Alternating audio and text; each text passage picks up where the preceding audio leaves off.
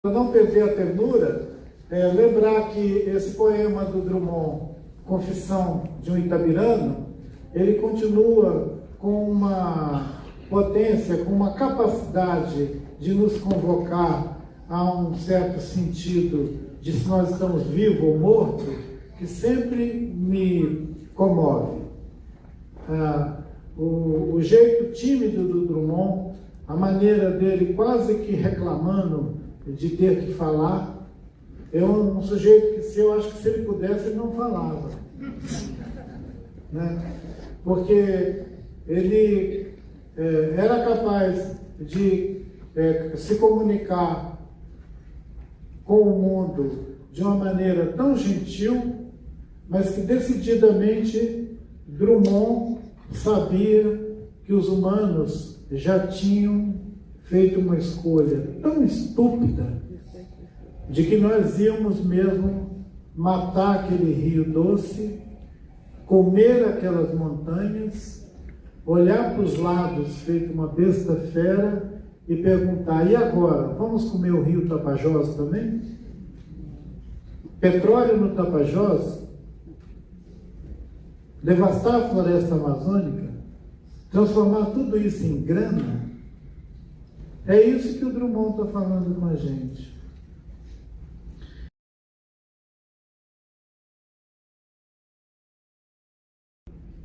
Eu dei sorte de chegar numa época em que tinha diminuído a intensidade do frio, mas ainda estava tudo gelado em volta, e a família tinha pegado esse ancião, botou ele numa espécie de uma maca e botou ele para pegar sol.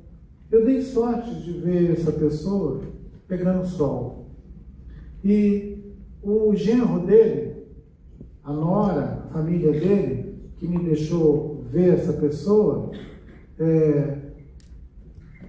disse: ele quer saber de onde você veio. Esse ancião perguntou, queria saber de onde eu tinha ido para visitar ele. Afinal de contas, eu estava visitando ele numa ilha no norte do Japão, uma ilha chamada Hokkaido, numa aldeia chamada Nibutani. Naquele frio, naquele gelo, ele me pergunta de onde eu vim. Claro, eu respondi: eu vim... Eu vim da América do Sul. Aí ele disse: não, eu quero saber de onde você veio.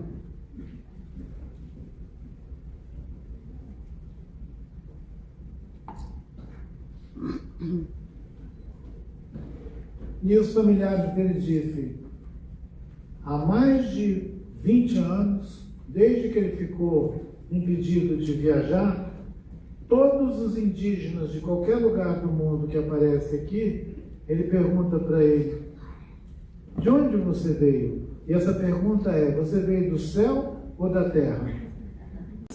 E crescer e produzir vida. Quer dizer, nós estamos mesmo, parece, os humanos, desistindo de vida. Desistir de vida, dessa coisa surpreendente, maravilhosa, que a gente não sabe o que é, mas é a vida.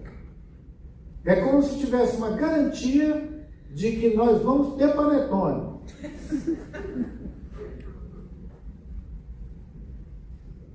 Que pobre, né, gente? Que pobreza. Quando a gente andou por essas aldeias e tinha tanta fartura, ainda tinha um rio com uma curva, que era a curva grande do rio Xingu. É lá onde eles construíram o Belo Monte. Eu vou botar assim, aquela frase assim: amar é, aí três pontinhos, né?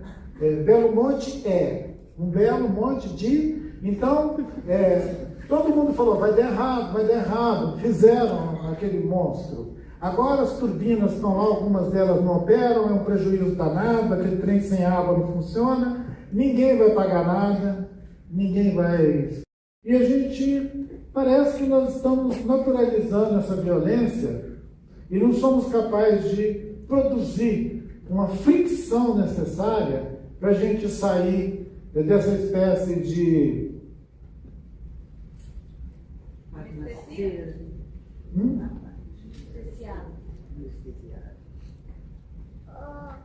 Anestesia.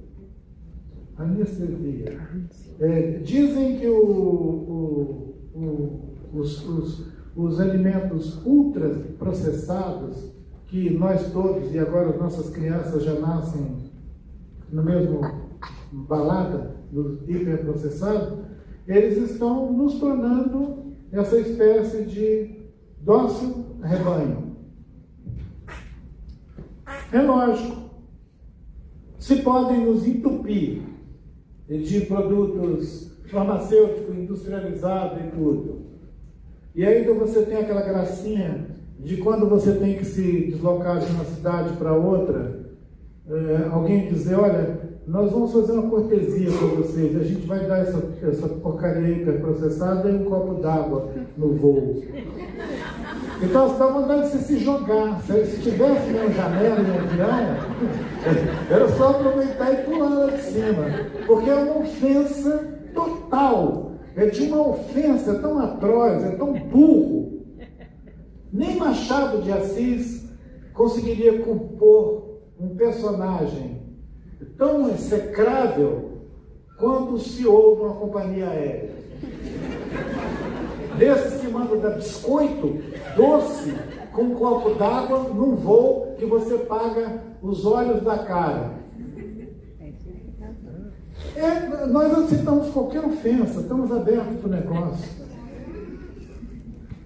Do ponto de vista da política, não se exige nada num sujeito que vem e assume uma postura política pública. Ele não precisa ter nenhum estatuto. Pode ser qualquer um imbecil.